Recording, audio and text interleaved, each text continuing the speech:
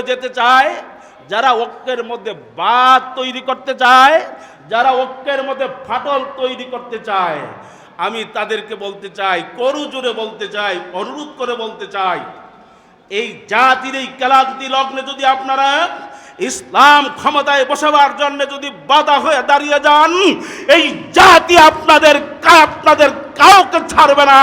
তারা আপনাদেরকে জাতীয় দালাল হিসাবে ঘোষণা করতে বাধ্য হবে ইনশাআল্লাহ। এই জন্য আসুন আজকে আমরা এই সম্মেলন থেকে একটা মেসেজ নিতে চাই। আজকে এই সম্মেলন থেকে একটা প্রতিজ্ঞাবদ্ধ হতে চাই, আমরা মুসলমান, আমরা বীরের জাতি, আমরা মুসলমান সিংহের জাতি, আমরা মুসলমান রক্ত দিতে জানি, আমরা মুসলমান সামনে যাইতে জানি, পিছু হটতে আমরা মুসলমান জানি না। কথা বলেন। আমরা জীবনের শেষ রক্ত দিয়ে হলেও বাংলার জমিনে আগামীর দিনে ইসলামী হুকুমতের বাংলাদেশ করেই ছাড়ব ইনশাআল্লাহ।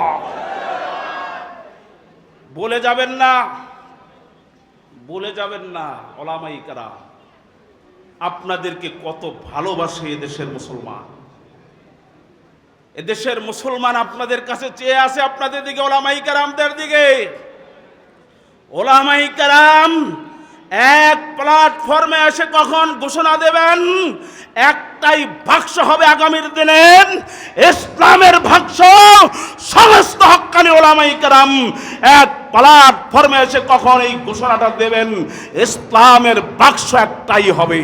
এর বাহিরে যারা যাবেন ওরা জাতীয় গাদ্দার হিসেবে বিবেচিত হবে ইনশাআল্লাহ। এই জাতি তাদেরকে ভুলবে না, এই জাতি তাদেরকে ছাড়বে না।